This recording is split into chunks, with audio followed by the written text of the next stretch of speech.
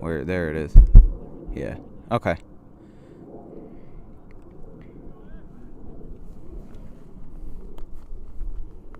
All right, I'm going to start talking in a sec. Okay. Great.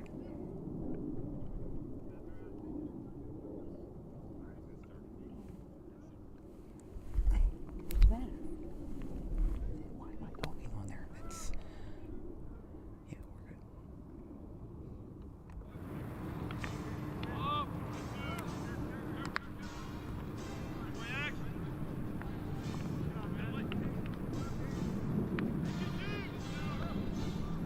Well, we have our first game of 2022. It's the beginning of a new chapter for many of these Audubon baseball players and a beginning of a new chapter for me personally, as we are here from Ryan K. Ionelli Memorial Field here in Kingsway Regional High School, Woolwick Township, for the first of 5 scheduled scrimmages for the Audubon Green Wave. We're going road tripping today as the Kingsway Dragons here at their home field. Kingsway, obviously a much larger school than Audubon is, Group 4. They were 14-8-1 in 2021 in the Tri-County Royal Division. That one tie was against Group 2 West Deptford that Audubon played, and Audubon lost the season series to in 2021. The Green Wave also had similar records in 2021, 13-7 in that season, 6-4 in the Colonial Conference Liberty Division. But this Audubon team has a lot of promise. 2 Division I commits as we see them working out in the outfield right now. My name's Dan Wilkins. We hope you enjoy today's broadcast, as obviously it's going to be much of a learning curve. Obviously, with these being scrimmages, the games don't really count. It's their spring training. So is it for me. You know, I'm kind of learning as the players are learning and the coaches are learning. Everybody's learning. Think of it as outdoor education, if you will. There's a lot of different factors that go into these scrimmages, and one of them is deciding who gets on varsity and who gets sent down to JV or the freshman team. There are over 16 different freshmen campaigning for that roster spot, or several roster spots here in 2022, and we'll see who makes the cut and who will be sent down to JV prior to the season starting. Opening day is just 14 days away, as we will face the Sterling Silver Knights on April 5th. But there are 4 more scrimmages after this one. Lenape High School on the 25th, Enfield High School of Connecticut, a town of about 42,000 people, on the 26th. And then we have on March 29th, the Paul Sixth Eagles as well, and the Cedar Creek Chargers on March 31st before we see the Silver Knights on the road. But here from Ryan K. Ionelli Memorial Field in Kingsway, Audubon's just getting warmed up with Rich Horan and Ryan Knoll in the infield serving some fungo to those outfielders and infielders. You're watching Dan Wilkins broadcasting coverage of the Audubon Green Wave. We'll be right back in a moment.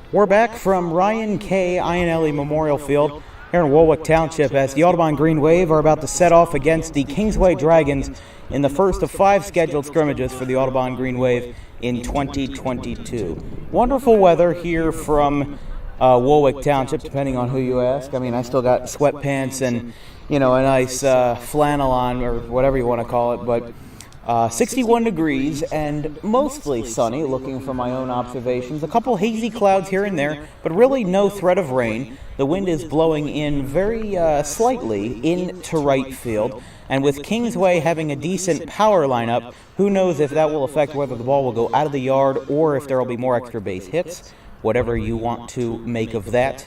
It's definitely going to be a big learning curve for the Audubon Green Wave because their next game is against a Group 4 school in Lenape, and the game after that is against a team from Connecticut where they probably don't even know any of the guys on the team. A town of 42,000, Enfield, Connecticut. So it will definitely be, it's definitely a good exemplification of Rich Horan's philosophy when it comes to scheduling scrimmages, because that's what you want out of a scrimmage. You want to be able to learn, and if you're going to face a bad team in a scrimmage, well, then you're not going to learn much at all.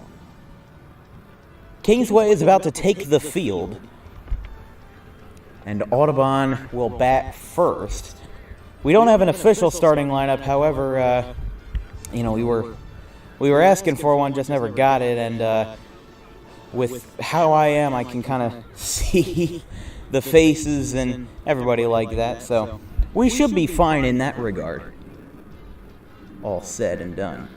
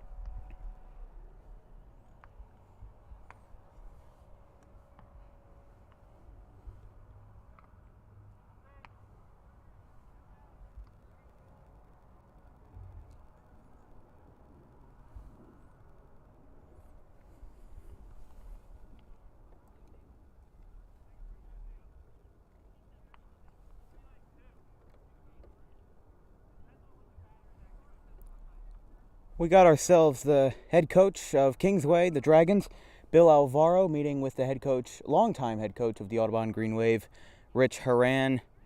Of course, many of those 8 state titles that Horan has brought to Audubon.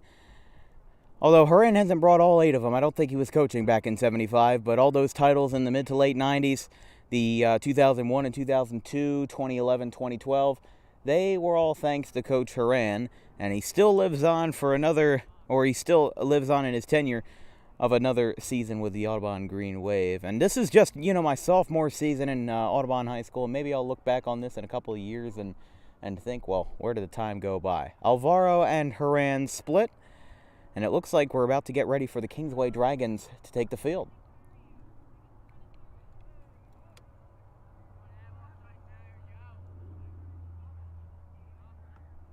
And here they come. Here's the Kingsway Dragons taking the field for the first time in 2022. You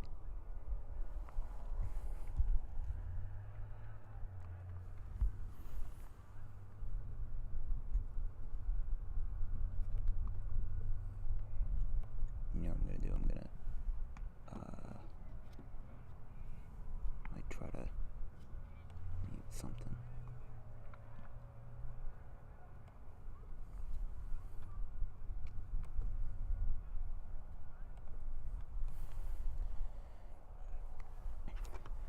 Starting on the mound for the Kingsway Dragons will be Joey Finelli, left-hander. Let's get his panel up. Last year, he only pitched 6 innings as a freshman, but he had 3 strikeouts, 3 walks, a 1.42 ERA, and a whip under 1. So he'll be one to watch. He's going to pitch the first couple of innings, and then they'll switch off. After that, it looks like they will go to Freyas, Cupsey, Scanlon, Coleman, and Rorick for the next couple innings. So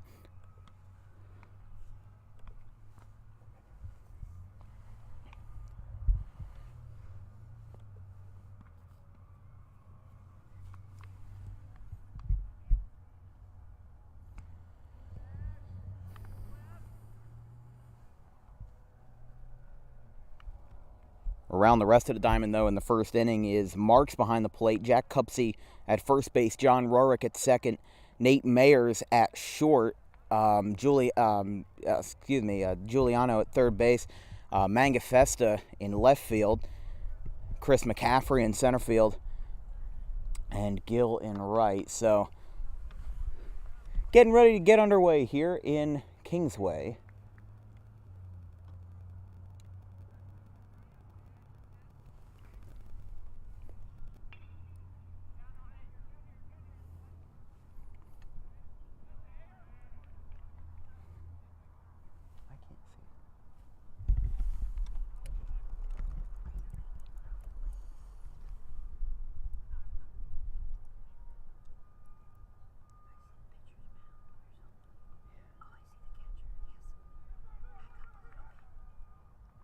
So Xavier Massey will lead off and the first pitch in 2022 is underway. I'm trying. Yes. No, it's a strike.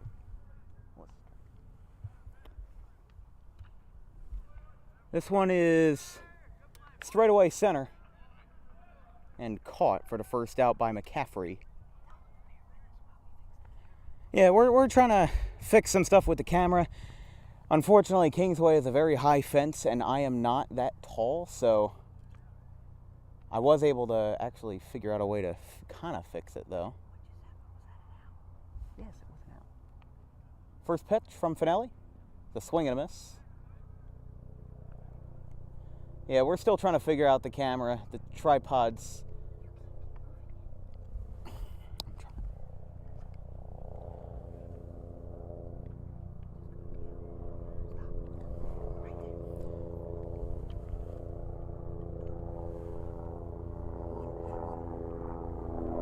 The 1-1 from Finelli is a swing and a drive in the left towards the corner, and it is a foul ball. 1-2.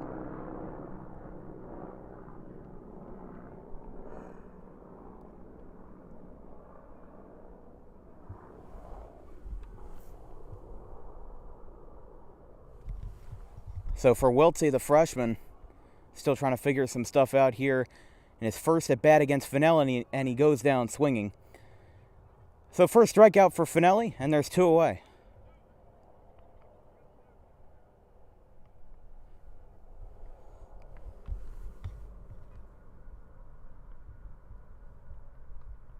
And this will bring up the right-handed hitting catcher, the sophomore Ryan Zimmer. First pitch. It's a swing and a miss, a hefty hack from Zimmer, and it's 0-1.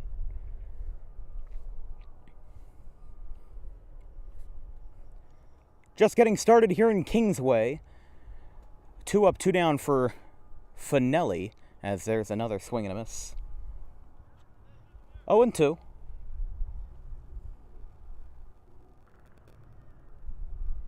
Remember, Finelli only pitched 6 innings in his freshman year.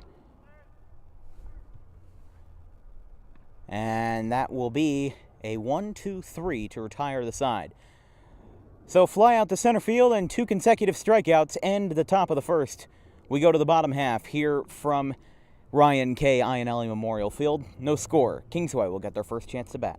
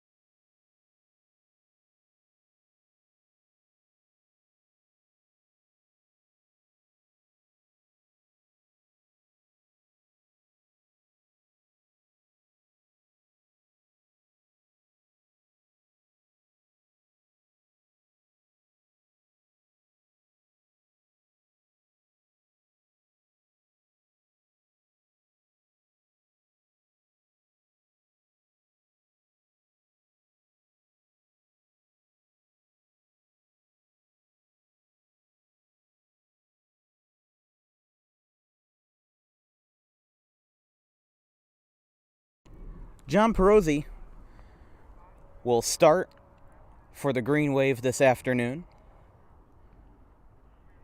A 5.50 ERA in his junior year, 44 strikeouts and 36 innings pitched. And people look at 5.5 ERAs as a bad thing, but in all honesty, high school baseball is a lot more offense-driven.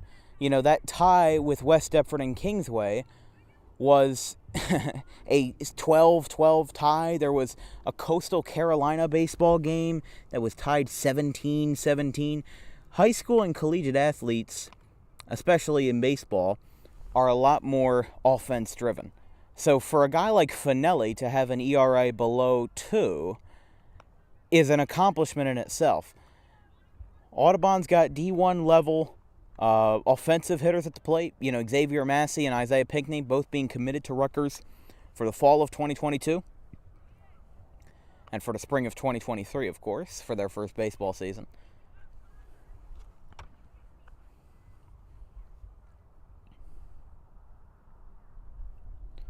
John Rorick, the middle infielder, 5'7" senior, will lead it off for Kingsway in the bottom of the first after Perozzi's done his warm-up pitches.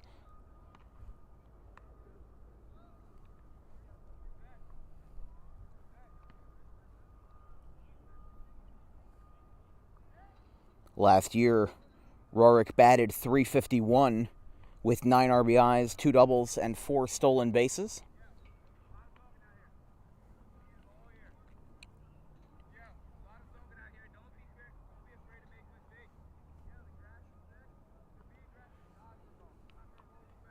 I was just taking some time to listen to what Massey had to say, talking to his right fielder and his left fielder, Charlie Grady out in left, and Zach Beebe in right. I mean, Massey really takes the job of a leader, a team leader, to a whole different level. And the first pitch from Perozzi is going to be a strike on the outside corner. It's 0-1.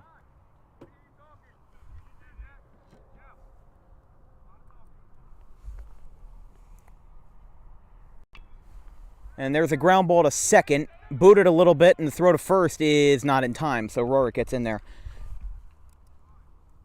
with a base hit.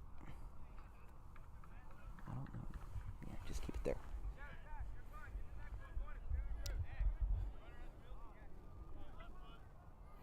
Now here's the junior, another middle infielder, Evan Mangafesta. Didn't have much of a sample size in 2021, 4 for 8, which still is an impressive .500 batting average. And the first pitch is upstairs for a ball. No, it is a strike. It's 0-1.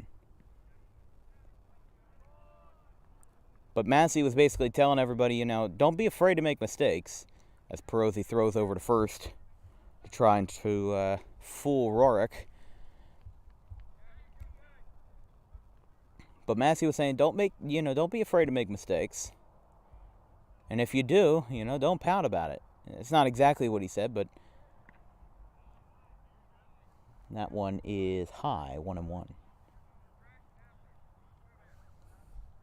I mean, really, I think, maybe this is a home bias kind of a take, but Massey could definitely be a very good leader at Rutgers when he gets there for his freshman years. There's a ground ball that will trickle into right field past the diving Dempsey for a base hit. Rorick stops at second. So an infield single and a single to the right fielder Beebe is how Mangafesta gets on. And now that'll bring up the utility man junior Nate Mayers.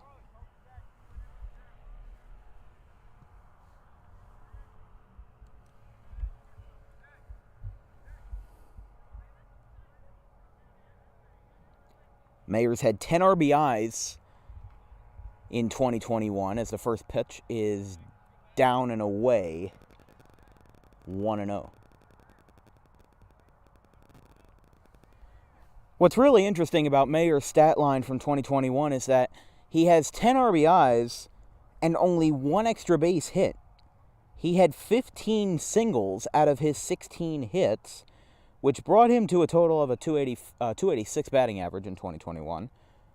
But only one double, 15 singles. It's kind of how I was in Little League. I hit a bunch of singles, and maybe once or twice I would rip one in the gap. That one is fouled back towards the berm in no man's land behind home plate. There is a JV scrimmage going on behind us, so I'm hoping somebody doesn't rip it too far, because there's there is no outfield fence to protect us. We are technically in play. And the 1-1 will be a swinging strike, and it's 1-2.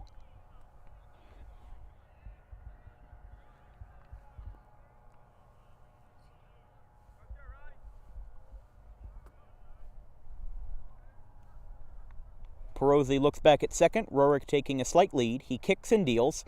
There's a curveball headed right for his temple there. He gets out of the way, though, and it's 2-2, even count.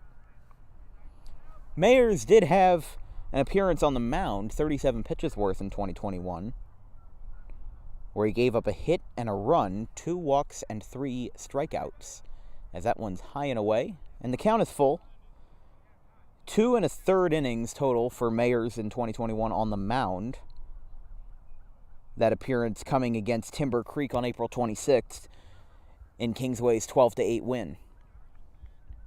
Audubon will play Timber Creek later this year, sometime in late April, and there's a swing and a miss. Throw down the third. Rorik is safe.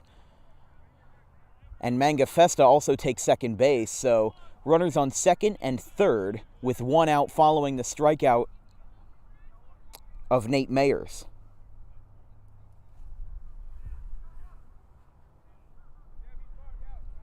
And this will bring up the cleanup man, Landon Edwards, a junior outfielder and pitcher. He had 32 innings on the mound last year, quite an impressive resume, an ERA of just about 2.5. And you know, when infielder coach Ralph Shivo was talking about how Kingsway is really stacked in the pitching department, Landon Edwards is a perfect exemplification of that. He strikes out guys, and I believe, you know, taking a look at what I was shown by Bill Alvaro before the game started, it appears that Edwards will pitch at some point, although no, he will not pitch apparently, so it's 0-2. The 0-2 from Perosi to Edwards is fouled back. Yeah, a couple of names I recognize, obviously NJ.com with their high school sports rosters, they can only go so far. One of their guys in center field just missed it. The 1-2, as actually no, Perosi steps off to take his time. 2 runners in scoring position for Kingsway looking to strike early.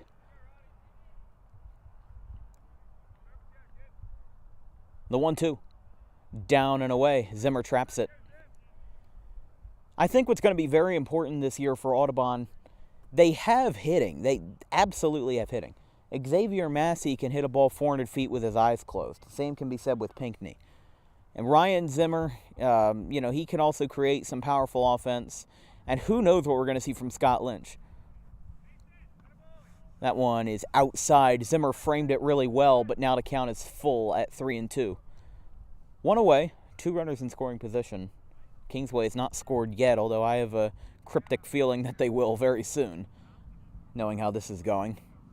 Hey, Group 1 versus a Group 4 school doesn't always bode well. Did he go around? He did. What are they going to call it? Oh, okay, so he foul-tipped it. Payoff pitch again from Perosi is a swing and a pop-up that will again go foul to the berm. I gotta say, I'm definitely impressed by this campus that Kingsway has.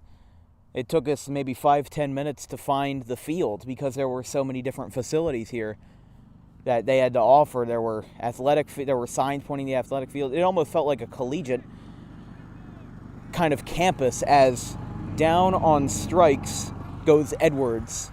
A long fight with Perosi, but he goes down. First strikeout for John Perosi tonight, or this afternoon, and there's 2 away.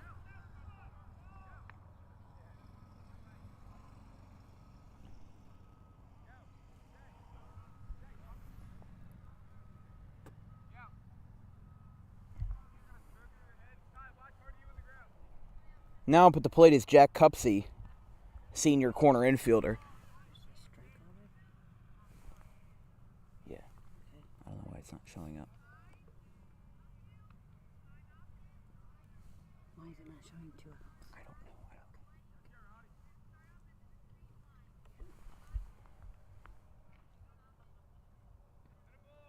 know. And there's another strike, 0-2.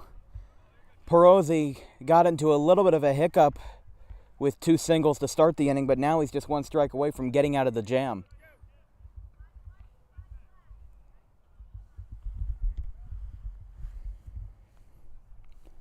The 0-2 pitch, outside.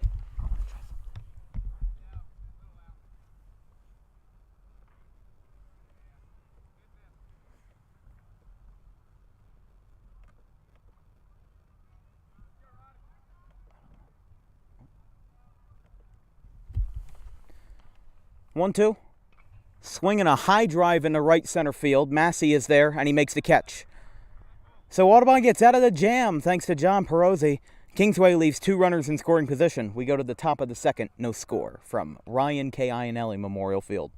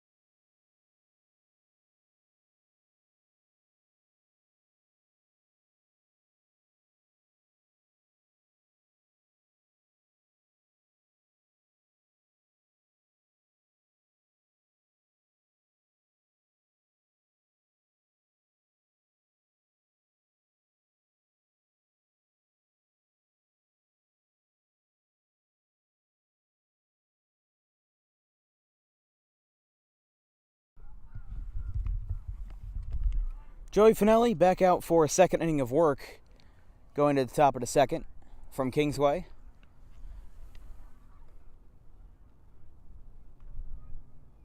And leading off,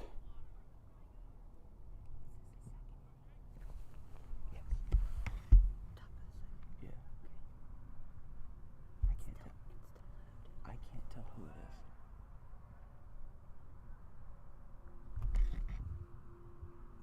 Swinging a ground ball, stopped at third, throw across the diamond on a hop, gets him, and there's the first out. We're having a bit of an issue with the scoreboard because, you know, when has anything ever gone our way?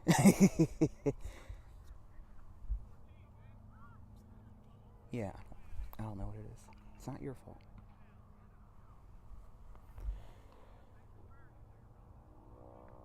Here's Scott Lynch. Spent last year in St. Petersburg, Florida, in an attempt to kind of save his high school career.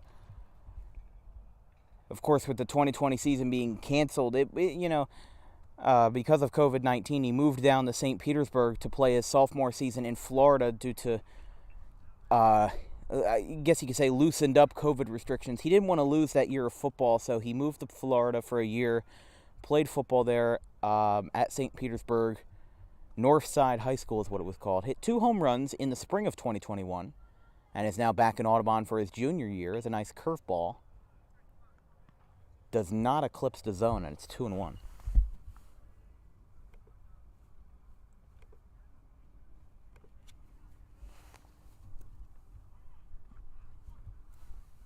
There's a strike. It's 2-2. Again, still trying to figure out what's going on with the scoreboard.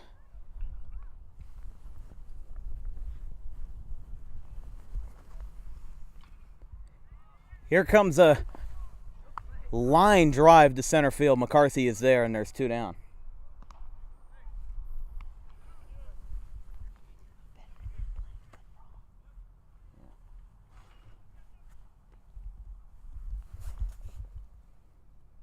Now this will bring up Charlie Grady,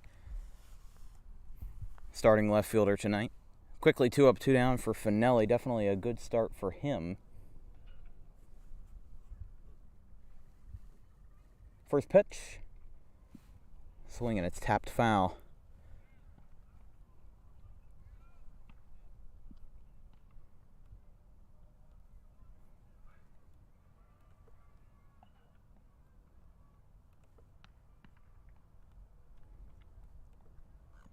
There's a swing and a miss, and it's 0-2. Yeah, we're still trying to figure out what's going on with the scoreboard. Oh, I see. I think I figured it out.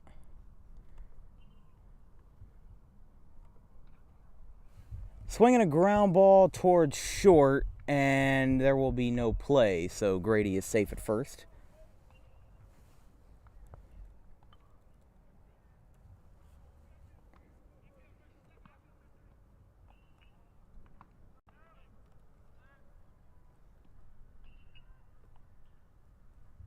Yeah, I think I figured it out.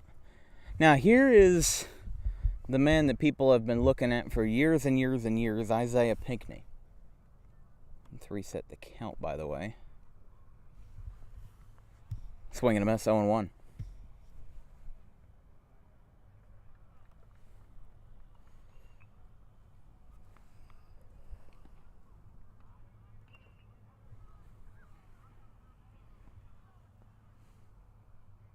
Swing and a miss again, 0-2. Pinckney really not having much of a fight so far against Finelli.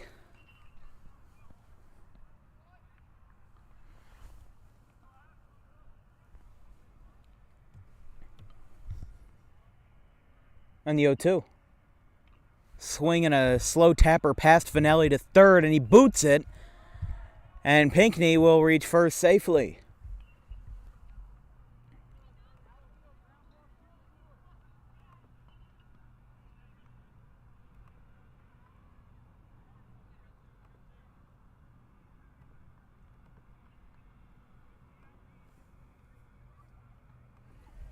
So now this will bring up Sean Driscoll. Yeah, Sean Driscoll.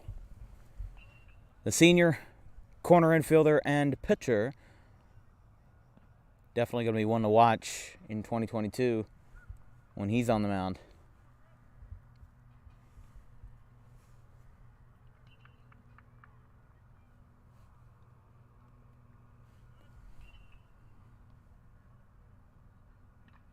Swinging a ground ball to third, and he will tag the bag to retire the side. We go to the bottom of the second inning, still no score from Kingsway.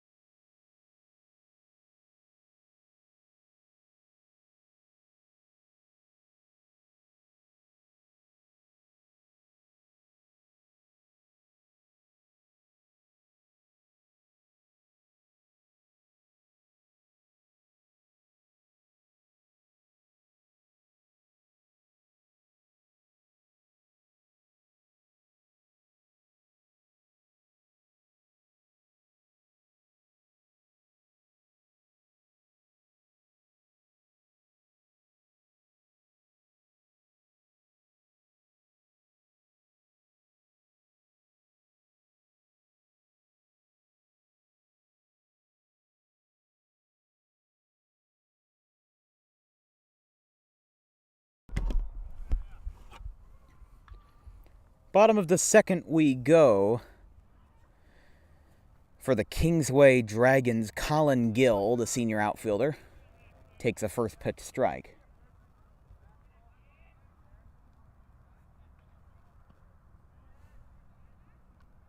Swinging a tapper foul, and it's quickly 0-2.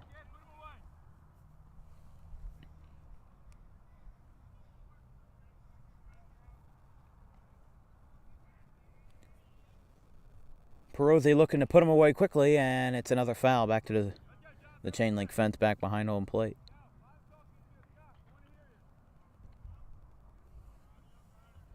I know we were talking about an interesting stat with Nate Mayers having 15 singles, as that's a swing and a miss. So Gill goes down on strikes, and there's one away. So that will bring up DJ Giuliano, the senior third baseman. Well, we were talking about Nate Mayers having an interesting stat of only having 16 hits and 15 of them being singles. Well, Colin Gill, every single one of his hits in 2021, no pun intended, every single one of those hits were singles. 16 hits, 16 singles. Nothing more, nothing less. And even with a strategy like that, it's quite obvious that this team can definitely win games, which is why they were one of the best in the Tri-County Royal division in 2021. It's 0-2.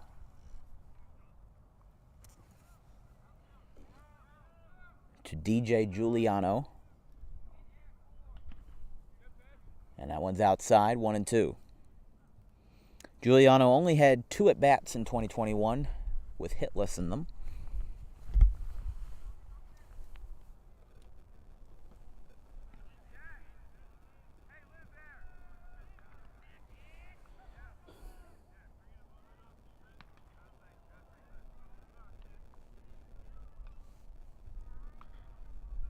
And the pitch. Strike 3 called. 2 strikeouts to start the inning for Perosi. He had a rough start to the first. But how about this for Perosi? Absolutely lights out in the second.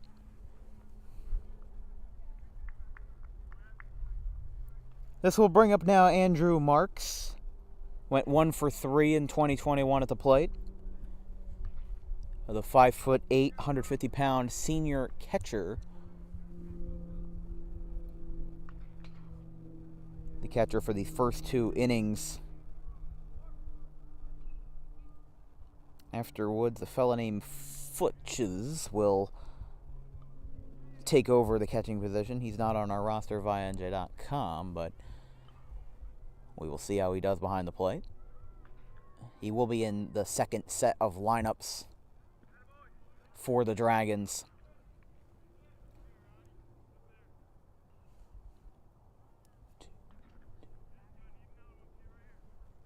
The 2-2. Swing and miss. My apologies. It is a 2-2 count now. Now it is. I got my numbers mixed up, don't we all? Now the 2-2. It is a strike 3 call. And John Perosi strikes out the side in the bottom of the second. We go to the top of the third from Ionelli Memorial Field. Still no score between the Green Wave and the Dragons.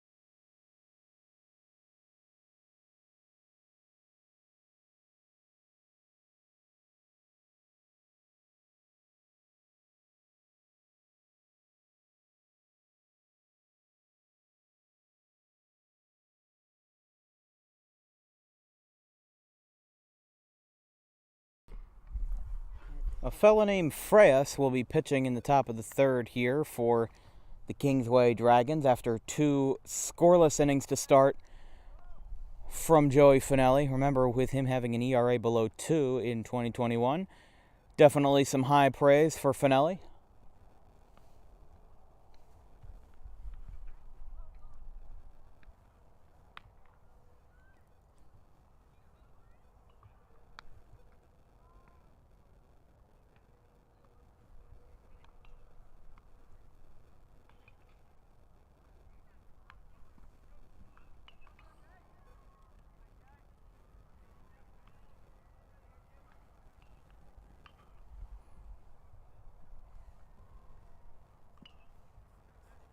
Starting off the top of the third inning for the Green Wave.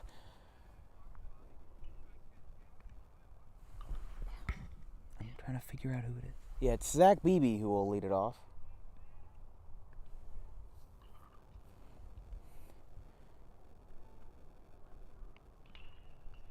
First pitch from Freyas is up and in, 1-0.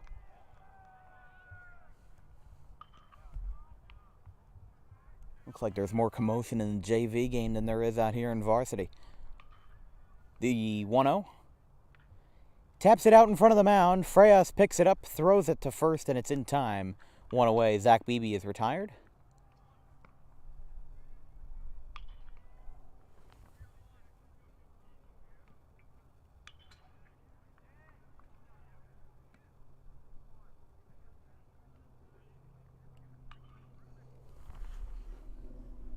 And here's the sophomore Jack Dempsey coming up to the plate.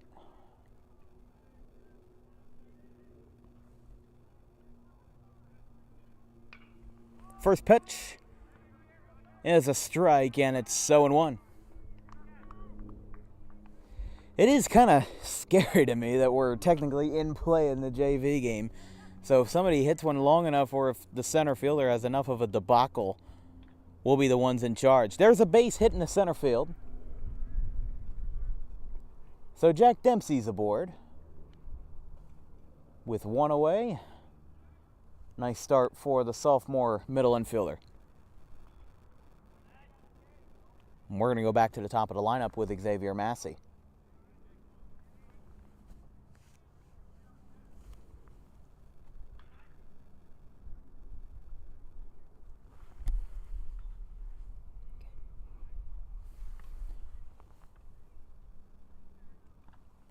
Breaking ball up high, and it's 1-0.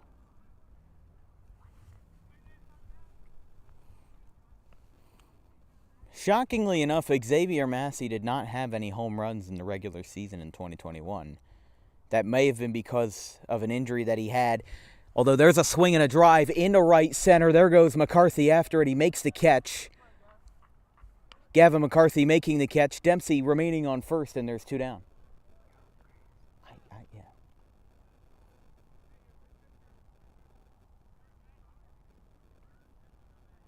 One of these days we'll get a remote control for this thing.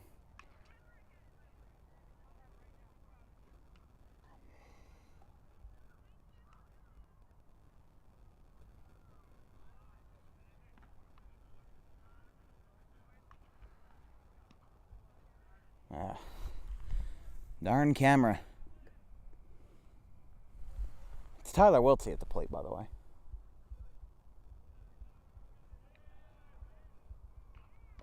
That's up and in.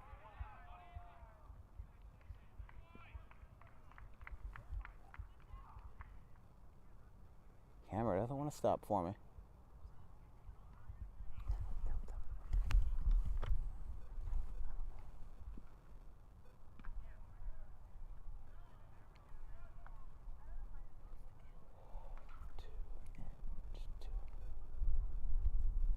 Two and two, it appears, to Tyler Wiltsey. And throw back to first, not in time. Dempsey is safe.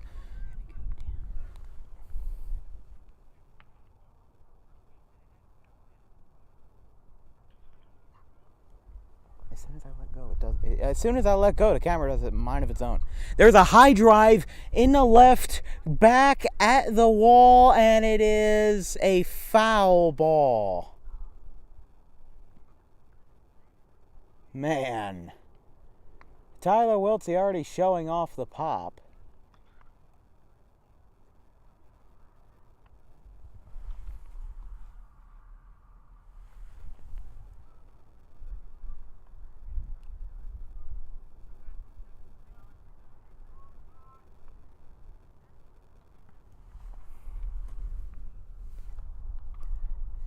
There's a pop-up down the left field line, and that one's also going foul, so the count remains 2-2. Wiltsey getting deep into these counts against Freyas.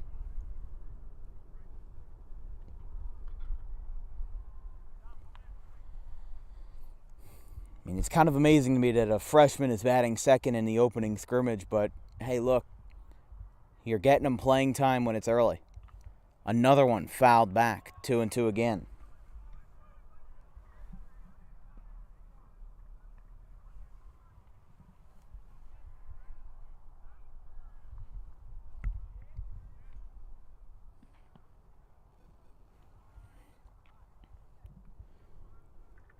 Another 2-2.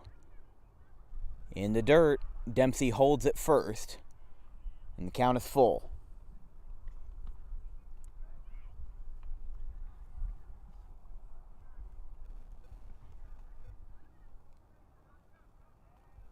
I'm kind of amazed that it's gone scoreless for this long, but that's inside, ball 4. So Wiltsey will take first. Dempsey will move up to second. And we will go back out to, well, whoever's coming out on the batting circle. Might be a pinch hitter here. Bear with me here.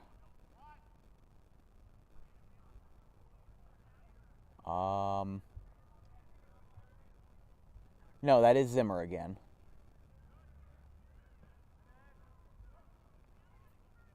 First pitch is a ball, 1-0. Hard to tell at first. It was right on the corner. Home plate umpire says otherwise.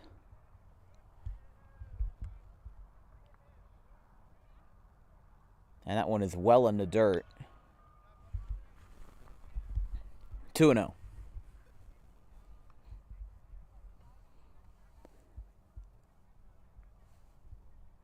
I hope Zimmer enjoys his Phillies thermos cup or whatever it was that that one's inside 3-0. Earlier today, we were in eighth period, so just a couple of hours ago, and I was given this Phillies thermos, and what's it called? A classmate of mine says, "Well, this is Zimmer's. Can you give it to him?" And I'm just like, "Well, sure. I'll see him in Kingsway." As that one is ball 4, a 4-pitch walk to Ryan Zimmer. And this will bring up John Perozzi now with the bases loaded. How about this? Closest opportunity Audubon's gotten to score this afternoon, and darn it, with 2 outs, they might as well capitalize. Still scoreless, top of the third, so.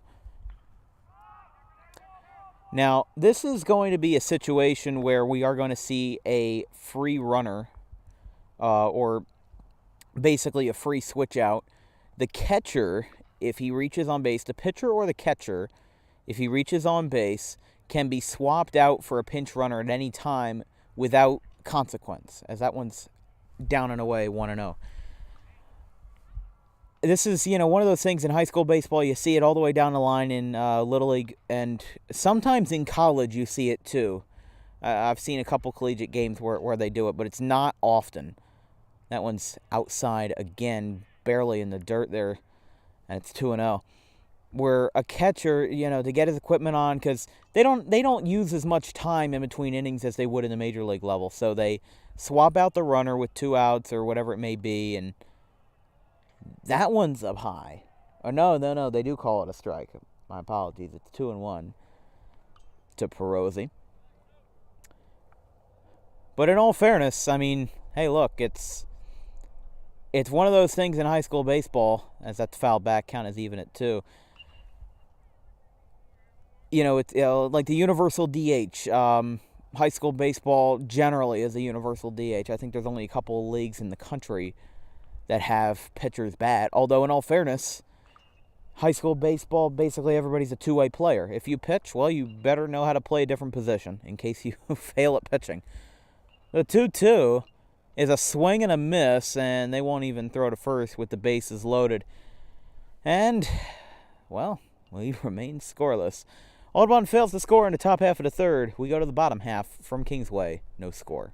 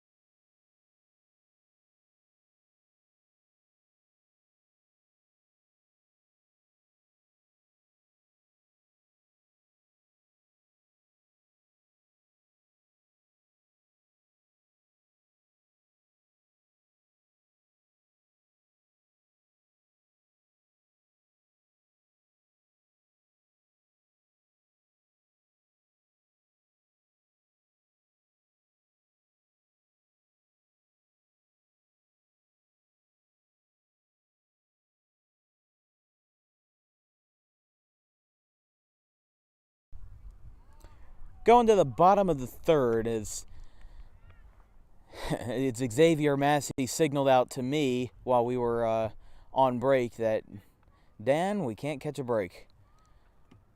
And I think that very well exemplifies the emotion of this Audubon team.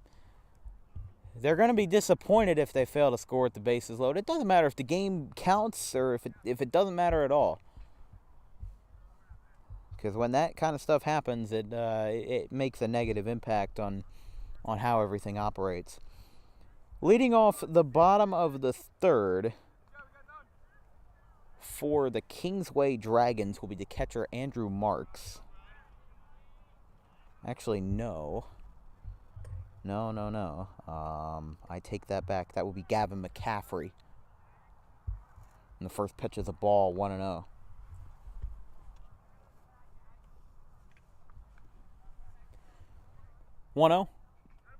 That's a strike right down Broadway, as I like to say, and it's 1-1. Don't know really where I came up with that. Right down Broadway. Because Broadway, if you've ever been to Broadway, New York City, is not right down the middle. It'd be more like right down Central Park, if we're really talking about geography. Aaron Rampola is going out to the left field line to presumably warm up. He might be the next guy to pitch, as that one is fouled back towards the Kingsway dugout, off the top of the fence, and it actually stayed in play. Well, in the facility of the ballpark, not in fair territory. So the count's even at 2-2. And of course, in a game that I preface with saying that high school baseball is very offense-driven, we're almost scoreless through 3 innings. McCaffrey fouls it back towards the berm again. Count remains even at 2. Although there is some guy running around with a golf cart. I wonder if he's the foul ball retriever man.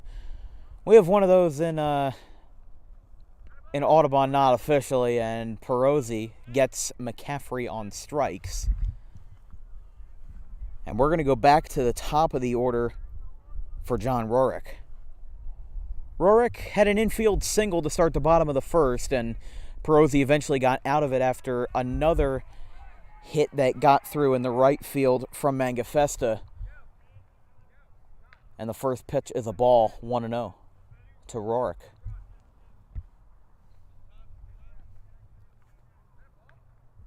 Yeah, it was Xavier. It was a ball.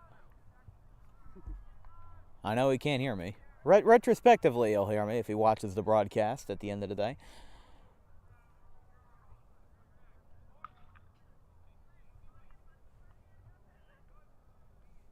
Two-0. Swing and a pop-up. And that one will go out of play. Although as quickly as it went out of play, it looks like a Kingsway coach got his hands on it. So no harm, no foul. And no pun intended on the foul ball. That one is outside, 3-1.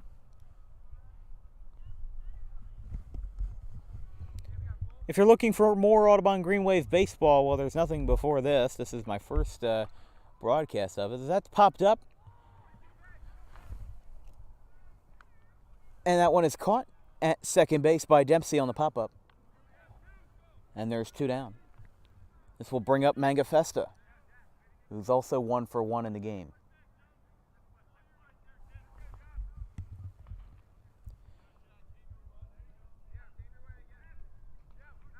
Two lefties starting off the lineup. This lineup for Kingsway will remain through the 4th inning. Then after that, through innings 5, 6, and 7, it'll be a whole different group of people. Dawson, Herner, Williams, Cupsey, not Jack Cupsey, Cupsey with a K. Hampel, Freyas, Kuzmic, Coleman, Collins, and Futches. Futch? I don't know. That one is down low, and it's going to be 2-0. Actually, 3-0, rather. Perosi trying to avoid a base runner to be allowed.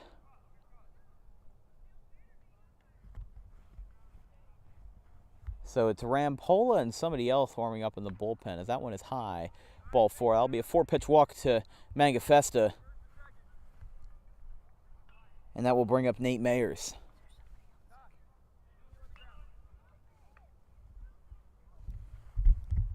Two away, runners on first, or rather a runner on first. Just one. Singular runner.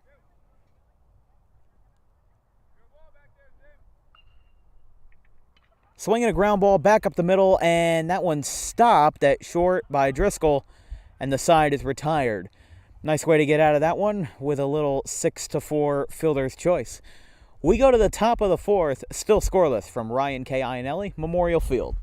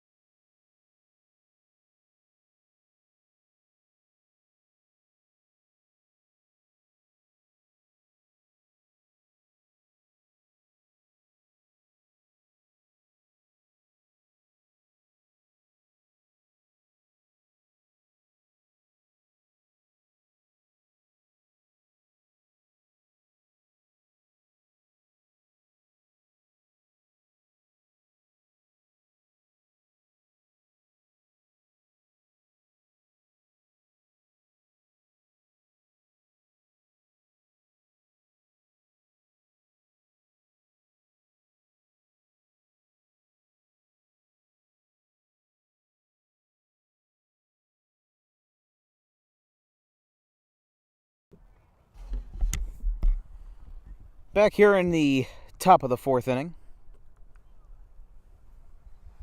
It'll be, I believe, Charlie Grady. And no, it'll be Scott Lynch.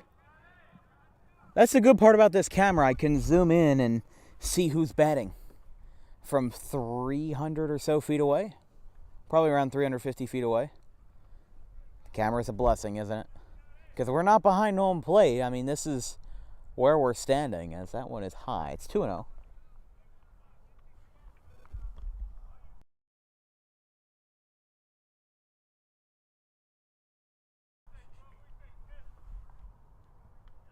And that one's going to be an HBP for Scott Lynch. He'll take first base.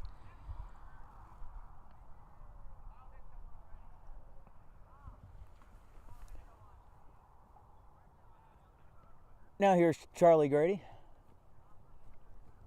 Following the hit by pitch for Lynch, runner on first with nobody out. Still scoreless here in the top of the fourth from Ryan K.I. and Ellie Field. And Wolcott Township. And that one is a ball, 1-0. Tough call there. Goes on the side of Audubon.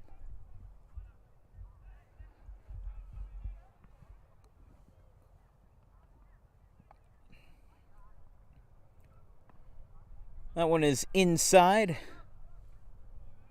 Saying hello to the worms down there in the dirt, and it's 2-0.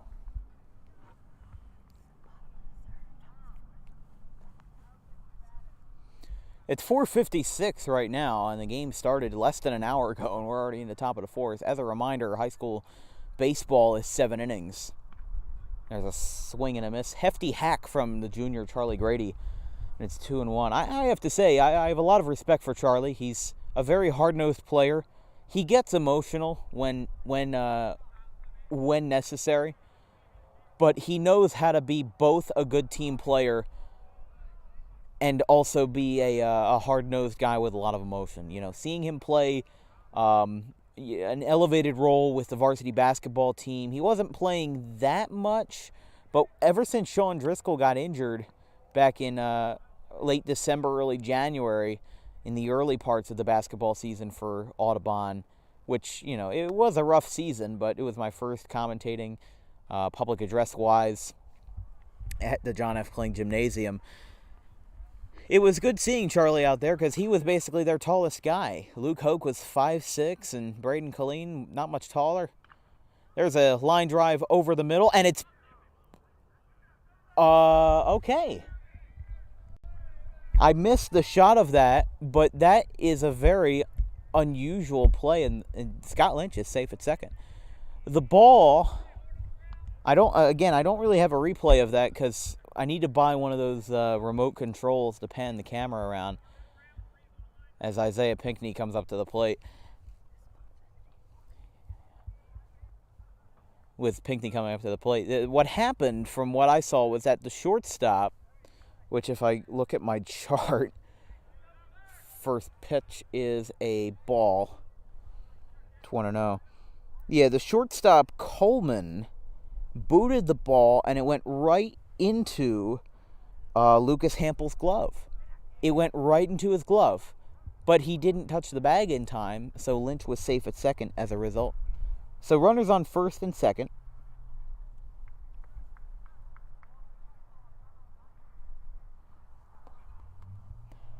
And a 1-1 count to Isaiah Pinckney.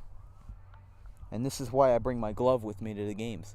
As that one gets away, and everybody's going to move up 90 feet. And Lynch gets in there safely at third base. So 2 runners in scoring position. Nobody out. Lord Almighty, let's have some runs. Let's have an offense palooza. I remember talking to Ryan Zimmer, and he said, well, Kingsway's going to curb stomp us. And that was a very heavy swing by Pinckney, as he always has that heavy swing. You know, you might want to call him a 3 true outcomes hitter. Home run, walk, or strikeout. Kind of like Joey Gallo. He's got so much pop in his bat, you don't really know what to do with it. He's not really going to tap one for a seeing eye single. He's going to hit one 400 feet, or he's going to go down embarrassingly. Well, I wouldn't call that embarrassingly. That was a good breaking pitch from the left-hander. And there's the first out. So let's hope that's not a cryptic sign of what to come. But here is Sean Driscoll. I will say, speaking of the remote control, that if you are interested in a sponsorship with Dan Wilkins Broadcasting, send me an email at thedanwilkinsshow@gmail.com or contact me on any of my social medias and we can work something out. We'll give you the price. We'll be up front with you. Well, as much as we can be, right? Swinging a drive into right center field, and that one is caught. And it'll be the second out. Lynch did not tag, so we remain scoreless in the top of the fourth with 2 down.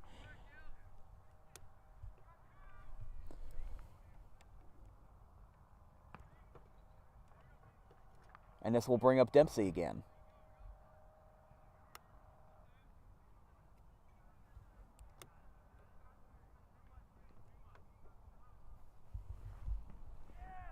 Dempsey on the ground. This one will be thrown.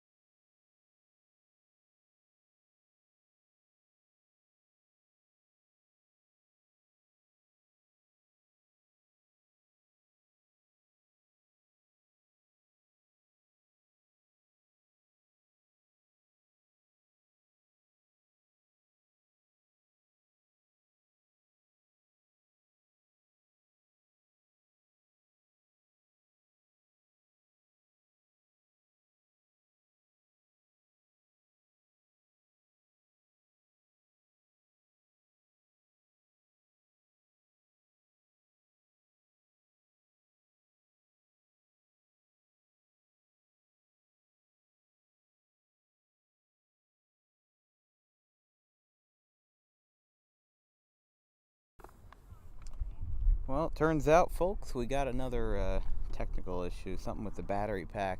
Looks like Damian Broadhurst is on the mound, but if something unexpectedly cuts out, then, yeah, because how about that for an Amazon product that don't work?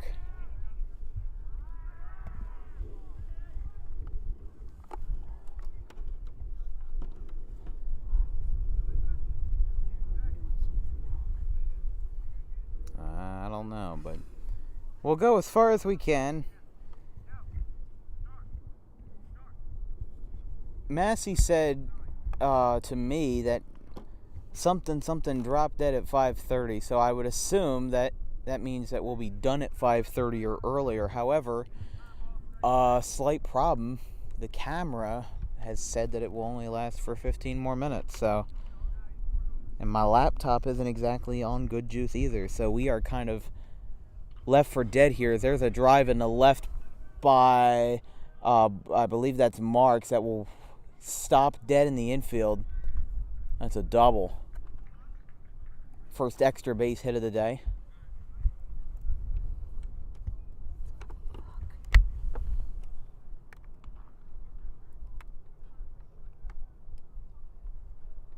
I have no idea what's going on, to be quite honest with you. I think you bought a phony battery pack. No, it's fully charged. It's just not discharging. What inning are we in? Bottom of the fourth.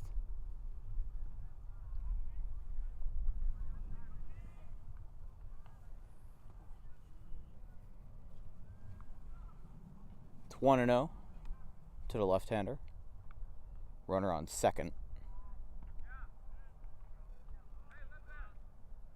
And no call. It's 2-0.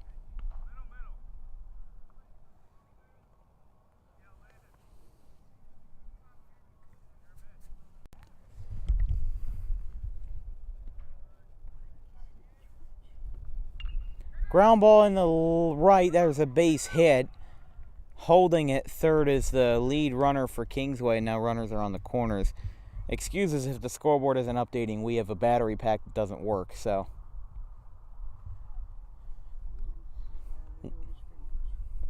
One thing after another with my equipment.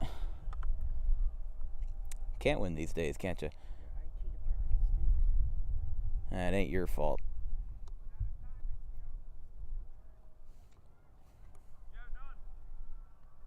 So yeah, if we unexpectedly cut out, well, at least you'll know why. Because we have a battery pack that doesn't have a battery. There's a high drive into center field. Coming in is Pinckney, or rather Massey. And it will be the shortstop Driscoll who makes the catch. One away.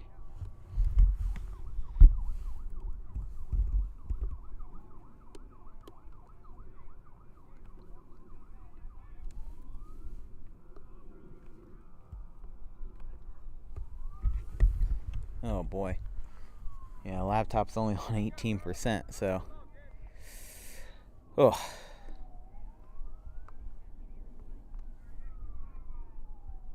First pitch is down low.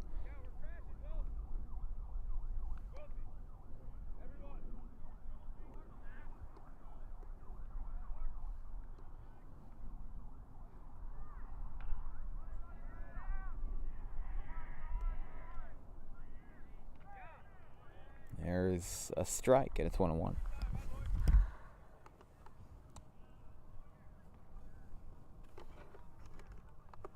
I don't know.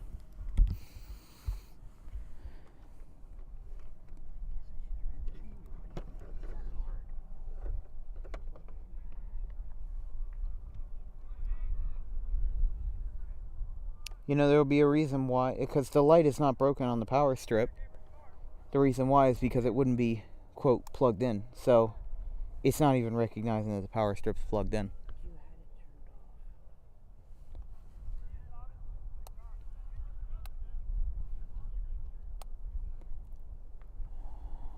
It's 2-1.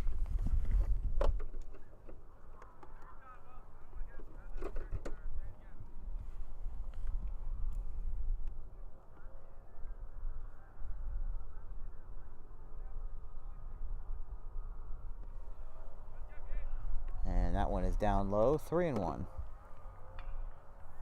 We're kind of running on our last legs here.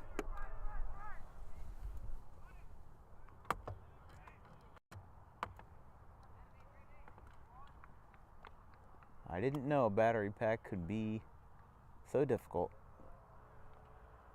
3-1 is outside, ball 4.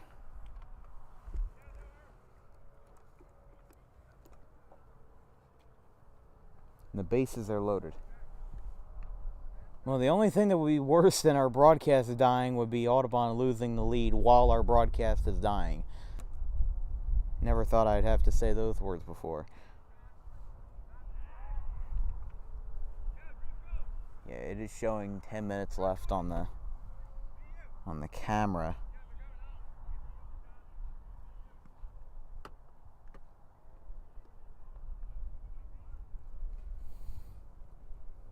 Bases loaded, 1 away. First pitch is fouled back.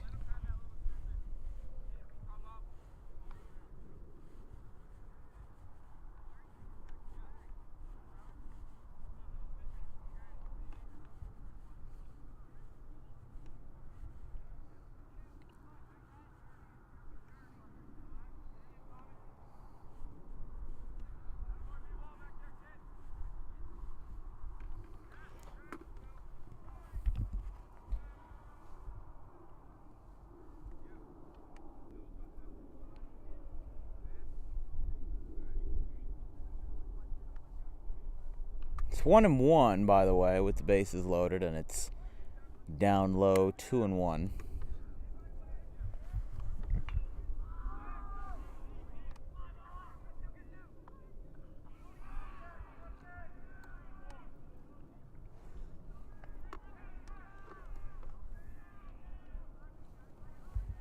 The pitch, Ground ball.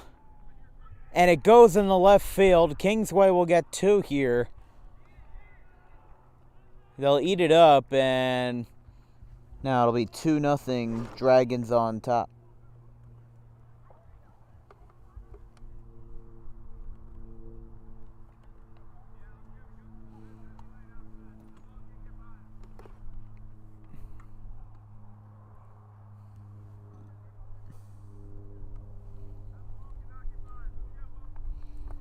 A little bit of a defensive blunder there, but Dragons now lead 2-0.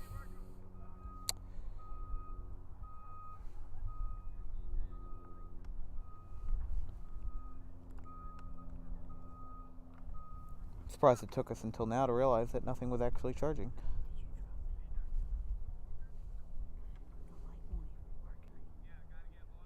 It worked when we turned it on.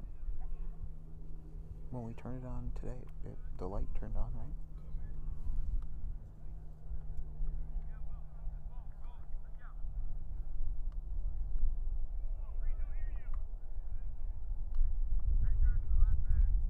And we just had a time called on the field because the pitcher who's warming up in right threw a ball past the catcher and past the guy who's supposed to retrieve the ball all the way back to the Kingsway dugout.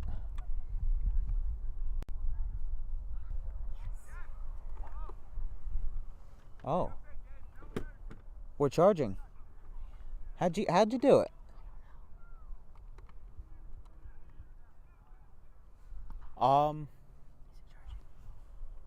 No.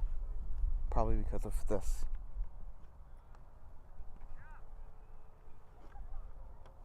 Oh, wait. Okay. I don't see anything that says it's charging, so. Well, we have 6 minutes left, so. Maybe we're saved. There's a ground ball over the middle. No, it got past Driscoll. It goes in the center field. Massey picks it up, and Kingsway scores again, and it's 3-0. Another RBI.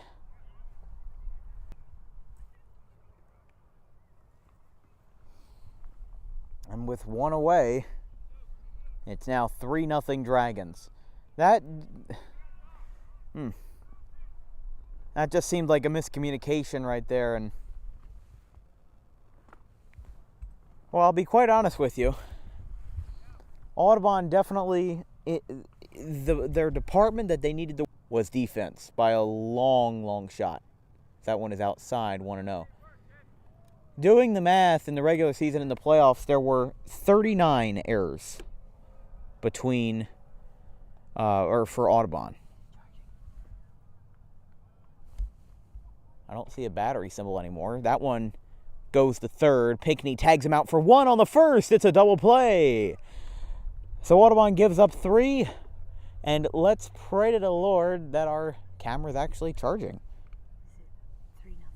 It is 3-0 going to the top of the 5th inning from Ryan K.I.N.L. in Memorial Field.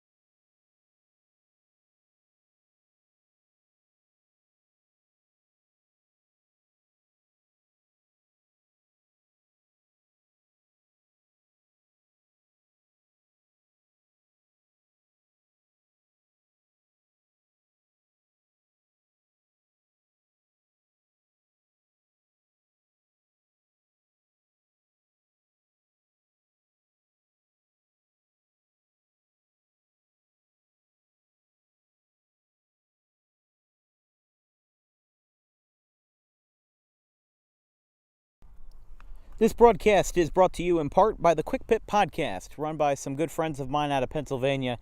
For all the latest news, updates, and some interviews in the motorsports world, Make sure to check out the Quick Pit podcast on any app that you listen to for podcasts, including Spotify and Anchor.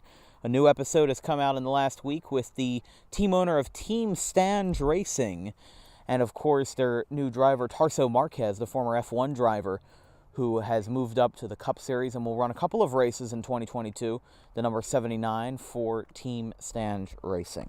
And also, this broadcast is brought to you in part by the Amato Brothers. We'd like to thank them for sponsoring us today. The Amato Brothers, one of my personal favorite restaurants in the area, located on White Horse Pike in Oak Lynn. Wonderful place to go grab a bite to eat. Here in the top of the fifth, Jack Dempsey will be leading it off for the Green Wave.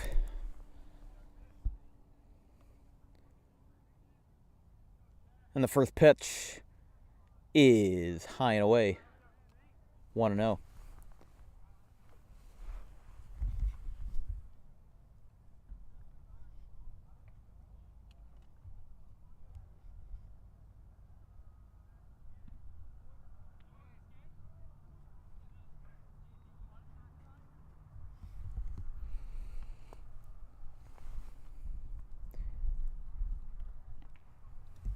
Dempsey, a sophomore middle infielder, didn't really get much at the plate in 2021 as there's a ground ball out to third. Throw across the diamond is in time. He was able to tag him out right then and there.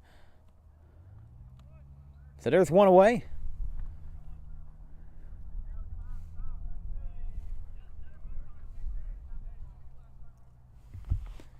And here is back to the top of the order, Isaiah Pinckney.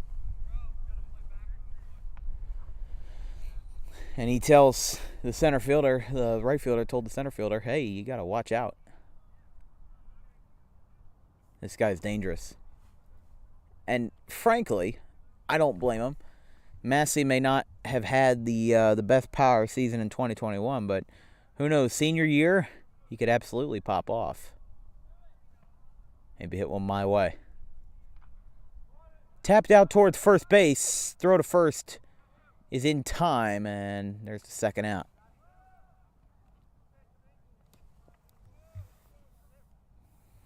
This will bring up Tyler Welty for the third time. He's hitless in 2 tries so far.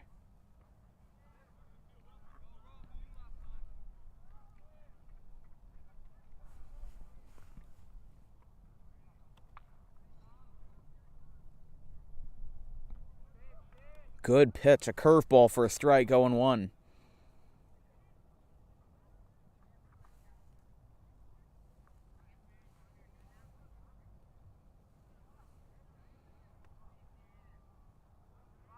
And there's another strike on another fantastical curveball from the right-hander, and it's 0-2.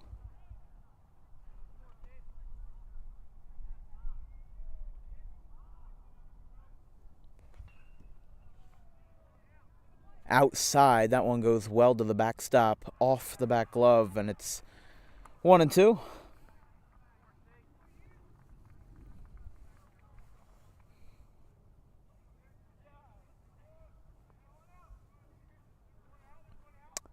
Just hanging in there, aren't we? 3-0 Kingsway, and the 1-2 is another one fouled back. Again, the next time you'll see a broadcast, now that we're at least saved, from the Audubon Green Wave, will be on the 25th, just a couple of days from now, on Friday, or rather the 24th, versus the Lenape Indians, another Group 4 school, and that one misses high and outside, and the count is even at 2. So Lenape will come to town at the Hank Greenberg Field, where maybe we'll have a more sophisticated setup.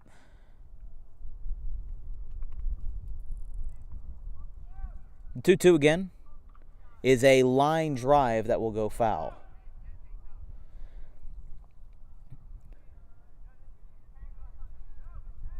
After Lenape, we'll have the Enfield Eagles over for a cup of coffee. A 1 o'clock start on Saturday, as that's a swing and a miss. And the inning is over. We'll go to the bottom of the fifth. Audubon takes the field once more. 3-0, Dragons on top.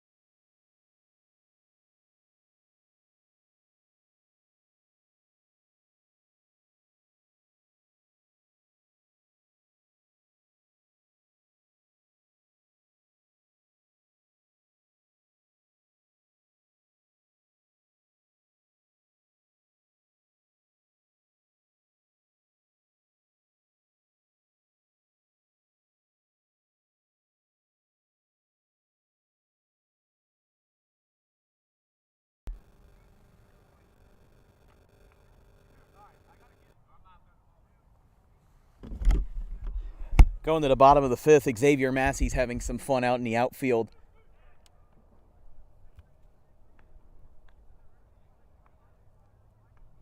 I don't know, he was having some fun, as you saw. He was trying to throw the ball behind his back or something.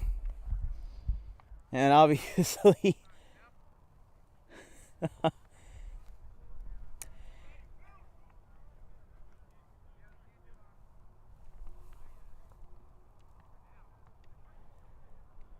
So it looks like Tyler Wiltsey is on the mound. I profusely apologize. Actually, wait, no. That is Mr. Gabe Cologne. The mystery has been solved. Yeah. When you're only looking at somebody's, the back of their head and you don't actually have a jersey to go off of, it is quite difficult to actually figure out who is who. Who are you? The first pitch of the bottom of the 5th is a swing and a foul.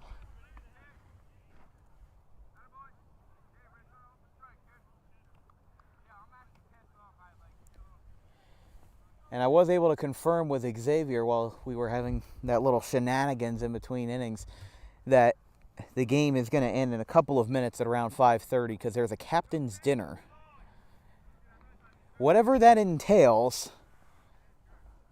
I am kind of hungry. Although I did eat, I did have McDonald's on the way to the stadium, and there's a curveball from Cologne, strike 3, and he got him. So 1 away following strikeout on 3 pitches from Cologne.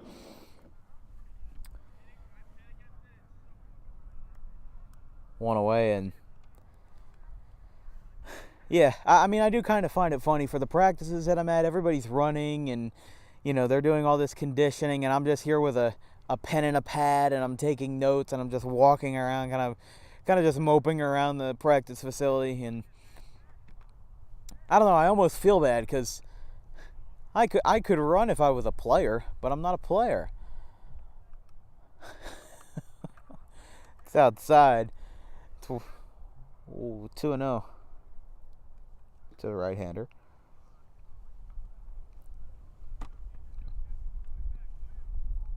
Ah, 2-0. I need to ask Xavier about that captain's dinner. The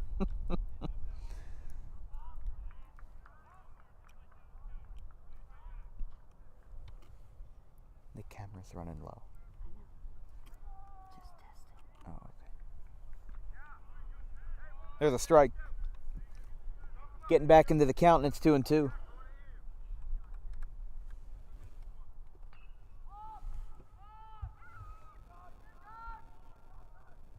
Curveball down and away, and the count is full.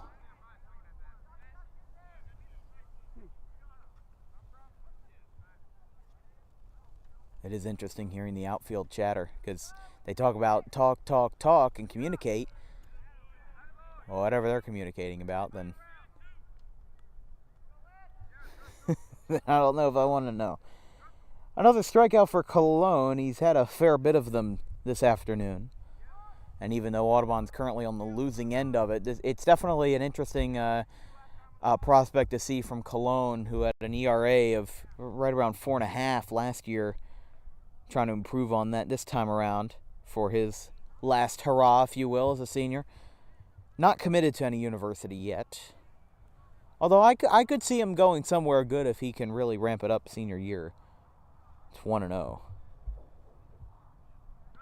And a curveball drops in there, an absolute beauty, and it's 1-1.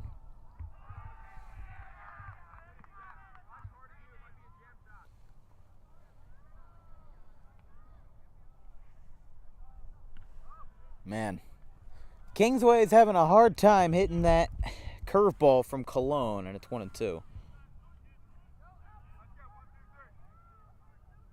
Can he strike out the side? Gabe Cologne kicks and deals, and yes, he does. Gabe Cologne, 1, 2, 3, down, down, down.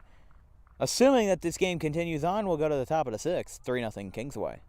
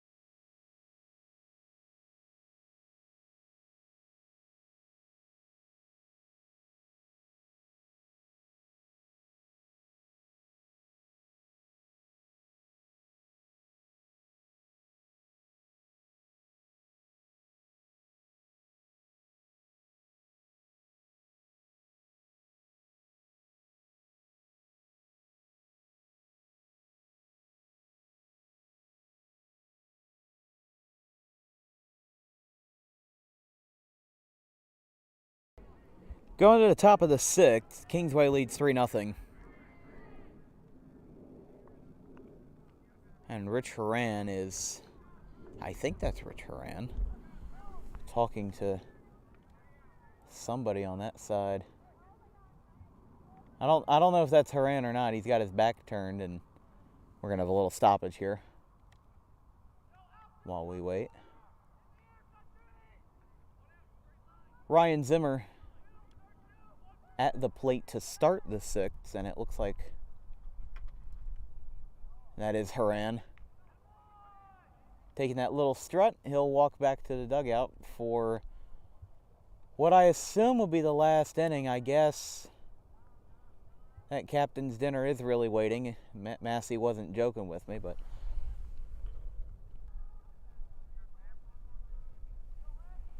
here's Zimmer.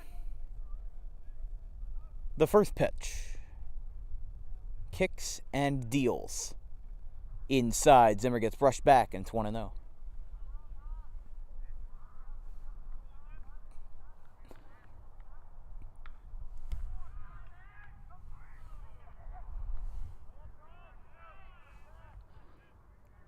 Curveball misses inside.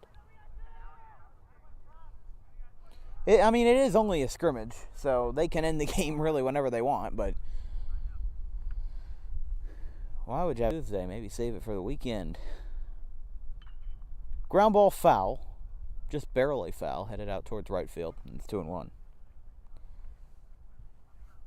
But yeah, Zimmer said that Audubon would get curb stomped, and I'm thinking, well, maybe he's wrong. Because only 3-0, it's something that you can come back from, but I don't know if the sirloin is ready to be seared yet, if you will.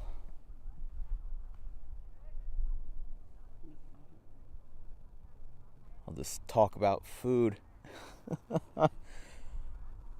Don't make myself hungry. Swinging a foul ball out towards the right field batting cages. And it heads up onto the berm once more. 2-2 still. Remember, opening day just 14 days away. 2 weeks from today, April 5th, in Sterling, as that one again rolls just barely foul.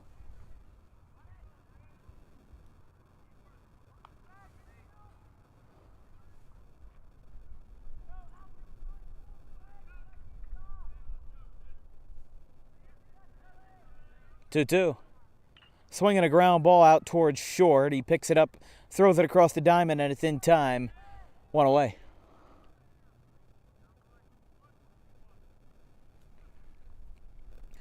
So this will bring up, after Zimmer's retired, I believe that would be probably Perosi. And it will be John Perosi, the senior.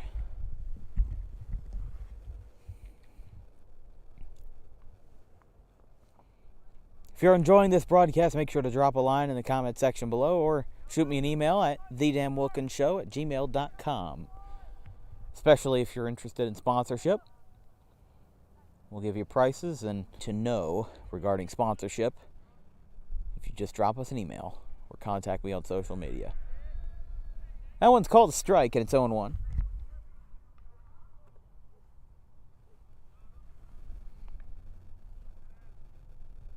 The 0-1. That is down low.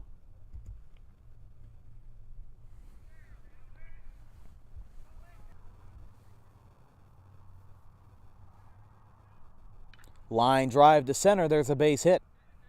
Perosi gets aboard.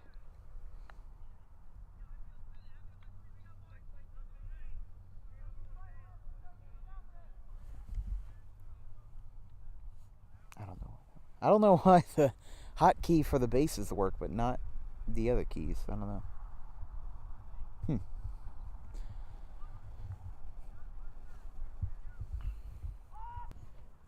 So now it'll be, let's see, is that Charlie Copsetta? Hold on a second. Well, by golly, it is Charlie Copsetta at the plate, the sophomore.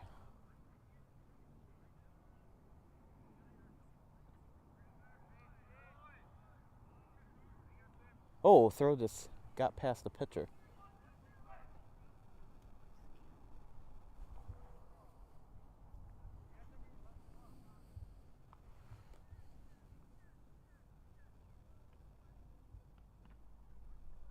That's a ball, 2-1.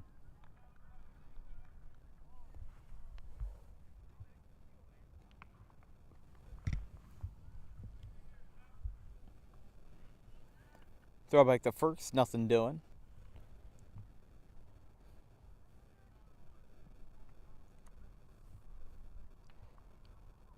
The 2-1 again. That one's called a strike. 2-2. Copsetta got some good playing time last year on the football squad. Caught a couple of touchdowns and helped lead the way in that win over Bishop Eustace. This will play once again in the Ralph Shaw tournament in early April, which will be the weekend of April 9th and 10th.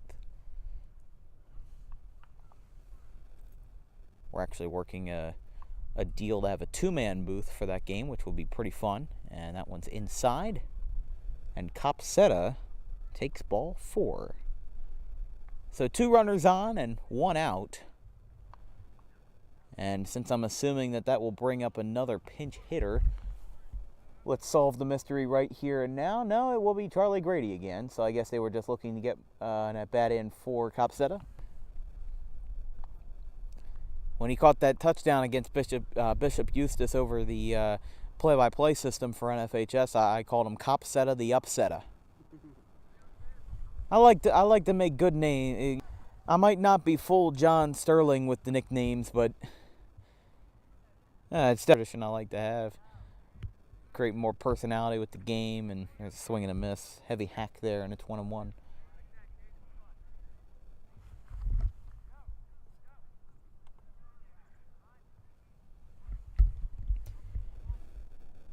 Yeah, this is the weird thing about scrimmages, because now nobody knows when the game's going to end. It's 5:36 now.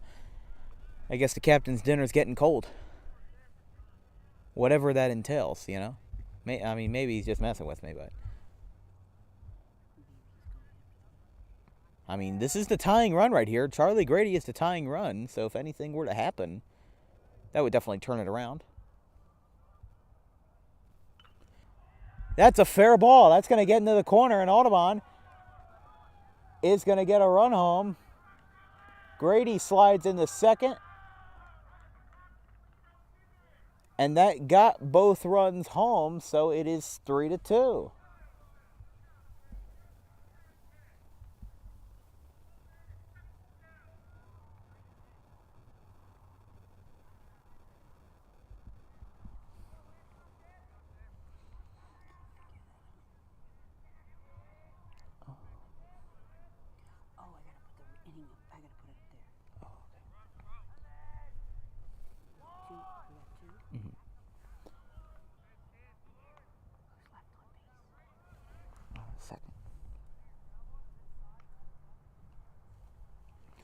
Here's Isaiah Pinckney again. Hot shot on the ground to third. They throw home. And they got him there. So he tried faking him out a little bit, but no can. So that'll be a runner on first and third. And 2 outs. And this will bring up good old Scotty Lynch again. Let's hope we can at least tie the game. I mean, the fact that Audubon is doing pretty darn good against a Group 4 school definitely catches me a little bit by surprise.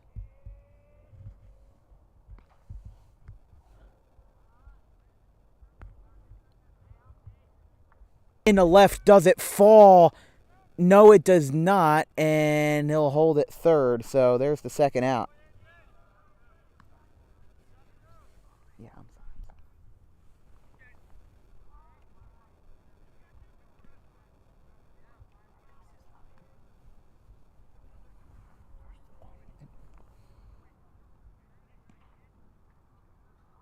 Here's Driscoll again.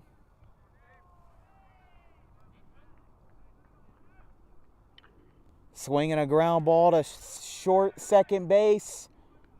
And the inning is over. Green Wave get 2 runs on the board. We'll see what they call it. We'll go to the bottom of the 6th presumptively. We'll see what... I wouldn't want to quit now. 3-2. Kingsway on top.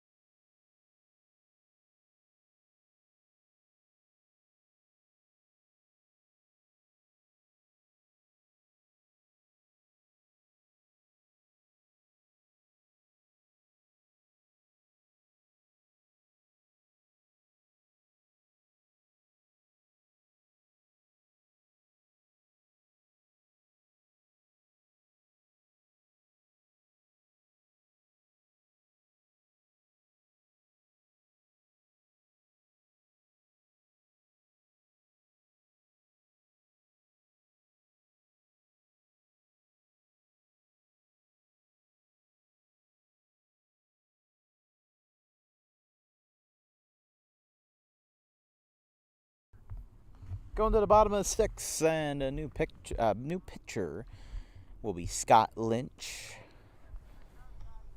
I'm telling you, quarterback for Audubon. Apparently he can shoot good hoops too, because I'm in the same phys ed class with him. I gotta say, this man can do it all. And I know everybody wants to compare him to Joe Flacco, because you know what? Joe Flacco played baseball, Joe Flacco played football, and guess what? Joe Flacco had a successful career in the NFL. Or is Flacco still playing? I don't know. But people want to make those comparisons because guess what? He went to the same school, or is going to the same school that Flacco is. He's getting a start, in an early part of his career. But I kind of beg to differ, because Lynch is a different kind of guy. Flacco is kind of a quiet kid and didn't really talk much to people. He just kind of sat back and did his own thing. I don't think Lynch is all that. I think he's a lot more outspoken and a lot more, I would say, a lot more social than Flacco was. At least from the stories that I heard. I got several teachers who graduated in the same year that Flacco did, or they went to school with him for a couple years. And the first pitch from Lynch is a ball, but a good framing job by Zimmer. I will say, kudos to Zimmer for having the frame such pitches outside of the zone all night. Ground ball to third, throw across the diamond from Pinckney will be a nice rainbow to get the first out. But yeah, Lynch is not Flacco, and Flacco is not Lynch. Audubon has two major league players that came out of its nice little small town. It's the Laxton family. Bill Laxton made his debut in 1970. And actually, in his last year in 1977, his last year of major league competition, he got the first ever pitching win. Like on a box score, there's a winning pitcher, there's a losing pitcher. Well, for the first time for the first ever win in Seattle Mariners history, he got the pitching win. So definitely a nice story there. And also, Brett Laxton was drafted in, I believe it was 1994, out of Audubon High School, same year that Vaughn Schill also got drafted, believed by the Florida Marlins. Correct me if I'm wrong.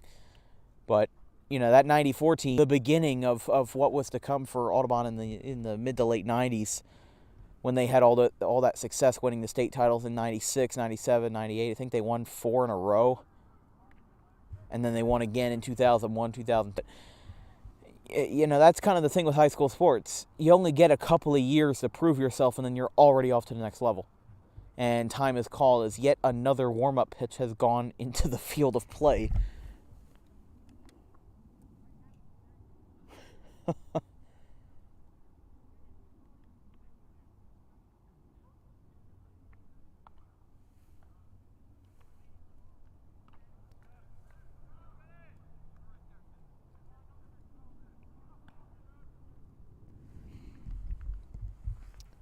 Three and one, and Lynch delivers up high, ball 4.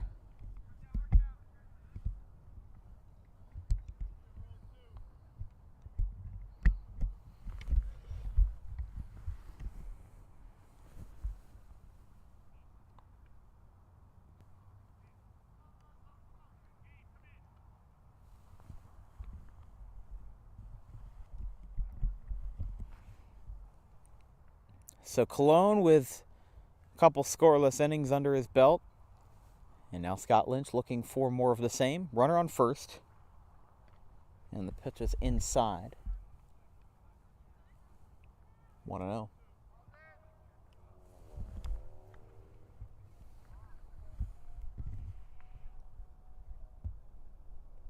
Swing and a miss, 1-1.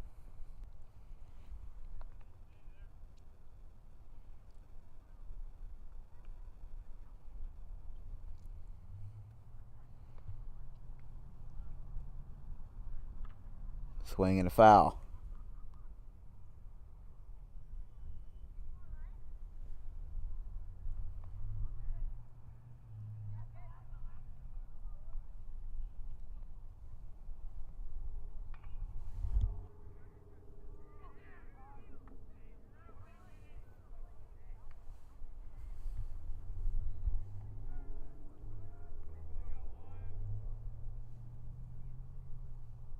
1-2. Lynch getting ready for posse. Throwing back to first. Good motion there by Lynch.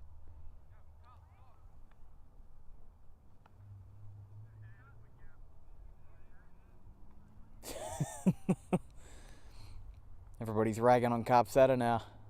1-2. Curveball, got him. Strike 3, second out of the inning. Big punch out for Scott Lynch, and there's 2 away. Audubon, of course, as they always would, play with their... as you need to. And there's a strike. 0-1. Continuing to rack up some good pitches here for Scott Lynch.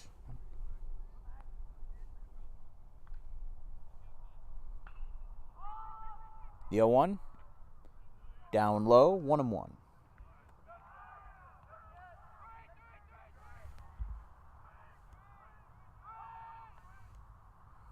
JV game's got more noise than this one. Strike. Good pitch and a good call. 1-2. Let's see what happens here for Scott Lynch, looking to get out of another... I wouldn't call it. Could get a whole lot worse and could get a whole lot better. Ball is in the dirt. Going down to second base. The throw, not in time.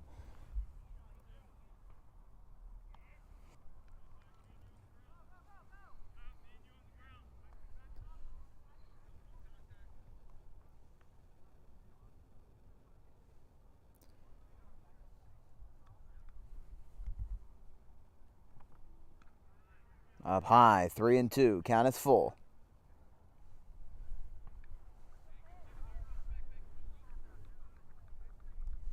Three to 2 Kingsway, bottom of the 6th, and a full count with a runner on second base.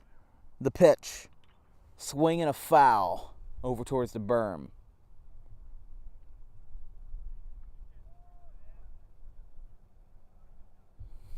Two Kingsway players are going after the same ball.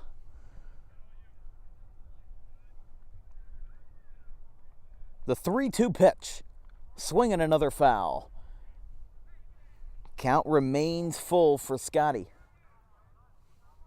I gotta say, even though it's a scrimmage, even though it's, our spring training and your spring training, everybody's spring training, still want to get in a 3-2 game. The 3-2 is outside, ball 4. And now with 2 runners on, now you can consider it a jam. One thing that I have noticed, maybe this is just the fact that it's a scrimmage, but the dugouts are a lot less vocal than they were one level below. I got fond memories of all the chants that everybody used to do in Little League. We want a single, just a little single. SINGLE, single, single, single. Then it went up with a home run, and we want a hot dog, and, well, people got greedy. It's 1-1. But, all those, for somebody that's kind of going in blind to the scene of high school baseball, it definitely is interesting to see kind of how quiet it is. It's almost like peaceful.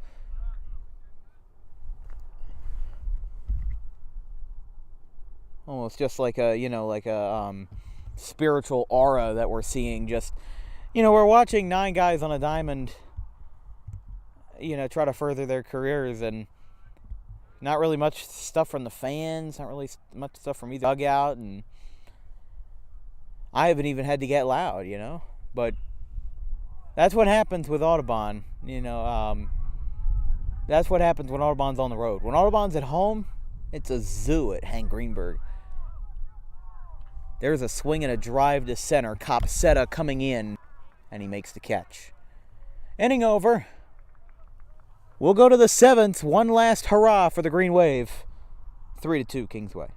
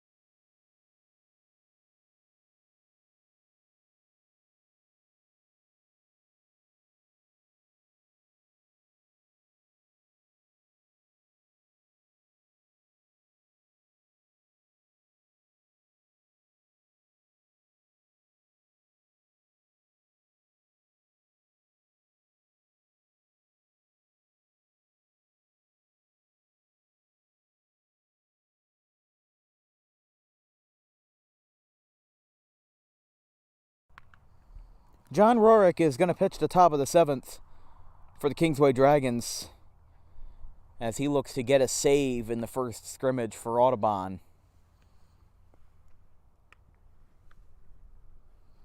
Right now, your defensive lineup is Rorick, Marks, Cupsey, Dawson, Mangifesta, McCaffrey. For Audubon, if we can enhance, I almost feel like I'm in the Matrix. I'm just enhancing enhancing the camera from 400 feet away. That would be Zach Beebe. So Zach Beebe will get the first chance for Audubon. And this is an opportunity for Audubon to start.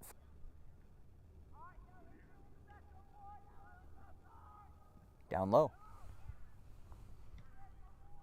1-0 to Beebe, the junior.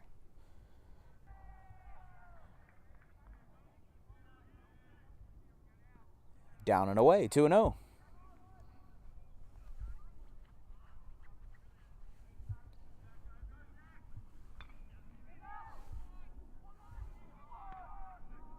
And there's a strike called on the lower half of the plate. 2-1.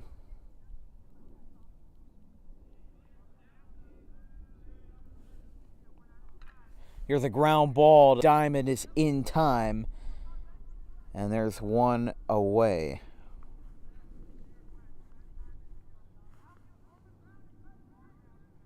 So Williams is able to retire. Zach Beebe just like that. And here's Jack Dempsey again.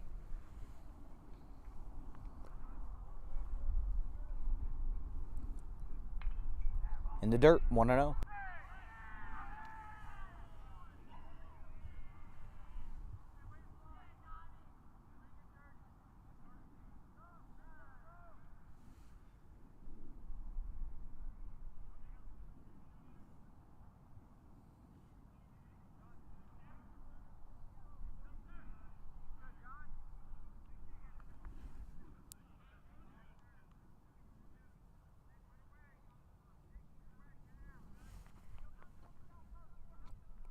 And the 2-0 from Rorick. In there for a strike, 2-1.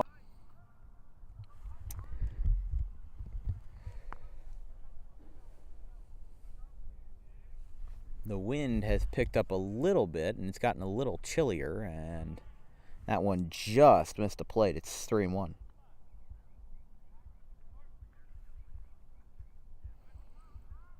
And checking right now, it actually has gone down 2 degrees. It went down almost 20 degrees in 2 hours.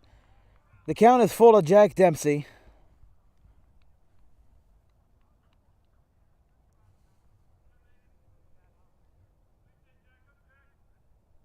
Line drive into right. There is a base hit.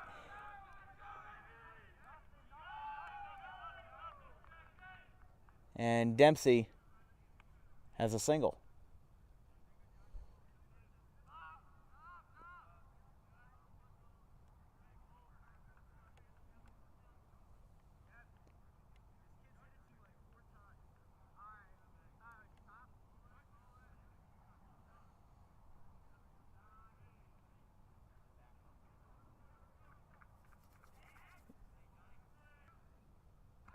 Curveball up and in. Is that Xavier?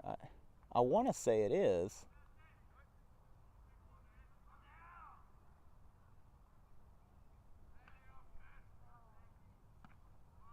There's a strike. 1-1.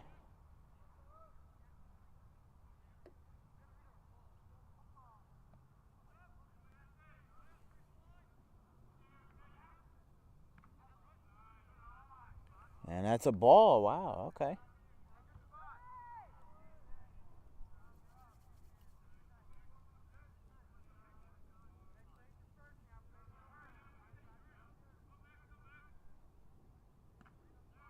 There's a strike.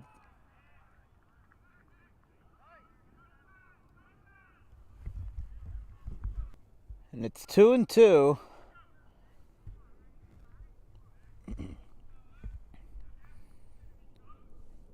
The 2-2 is a curveball inside. 3-2 to Massey. So I guess he hadn't left yet. He just got replaced in the...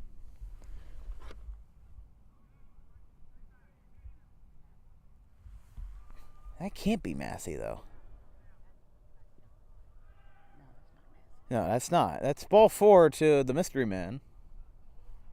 It's what I called Nicholas Reed when he didn't have a proper jersey for Oak Lynn. We called him the mystery man. That might be Alvin DeJesus, because, yeah, he just walked, so. That's correct. Here's a ground ball. Throw to first. They get one out. And there's 2 away.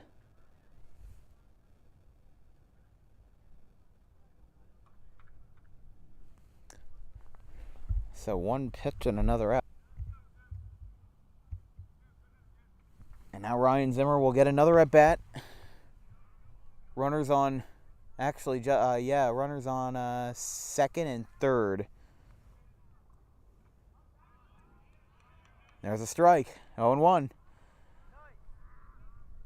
Well, if the Green Wave lose this one, then yeah. At least it's not a blowout, right? Against a Group 4 school, it's pretty darn impressive that Audubon is doing this well. Maybe it's a good precursor for the season to come. It's 1-1, following the curveball that missed down and away. Swing and a miss, a hefty hack. Wave down to their last strike.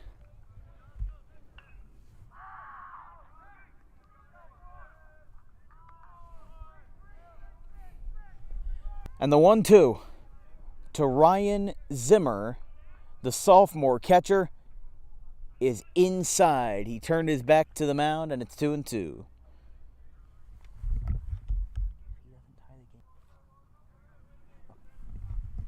2-2 to Zimmer again. That one's hit down the right field line, but foul towards the berm. Right onto the berm.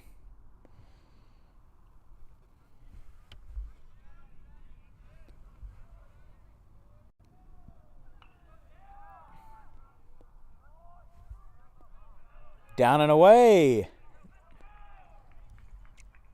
3-2. If he walks, the bases are loaded. And we might have near pandemonium in the dugout if he gives them the lead. The payoff pitch from Rorick is a ground ball foul to the third.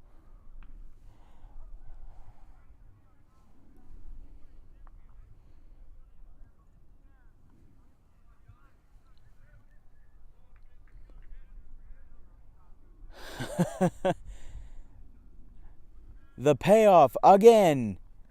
Outside ball 4. And the bags are loaded. Holy cow.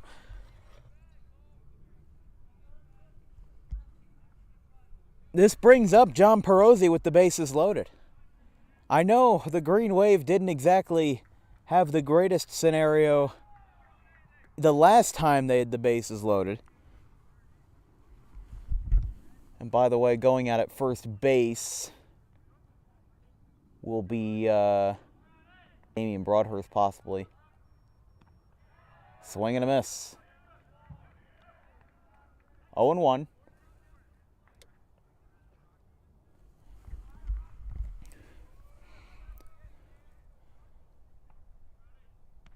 Swing and a miss, 0-2. Not a good start to the at-bat, but hey, Zimmer was able to work back from that sort of count and got a walk out of it, so who knows? Green Wave down to their last strike again. John Rorick versus John Perozzi, and it's outside, down and away on a breaking ball. It's 1-2. Rorick, the 5'8" senior, trying to take down another senior that's about 6'3". The 1-2. Swing and a miss. And the Kingsway Dragons take it home. 3-2 to final.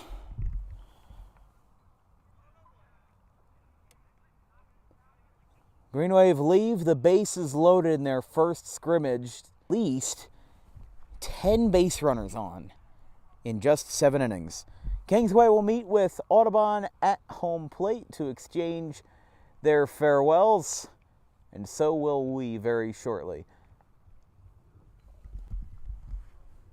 Kingsway jumped out to a 3-0 lead in the bottom of the 4th, and the Green Wave clawed their way back, scoring 2 in the top of the 6th, and then just weren't able to hang on. Zimmer walked to get the bases loaded, and then John Perozzi unfortunately just went down on strikes to close it out and seal the deal for the Kingsway Dragons and give them their first unofficial win of 2022. From the Ryan K. Iannelli Memorial Field here at Kingsway Regional High School, this has been coverage of Audubon Green Wave baseball exclusively on Dan Wilkins Broadcasting. The final score today, Kingsway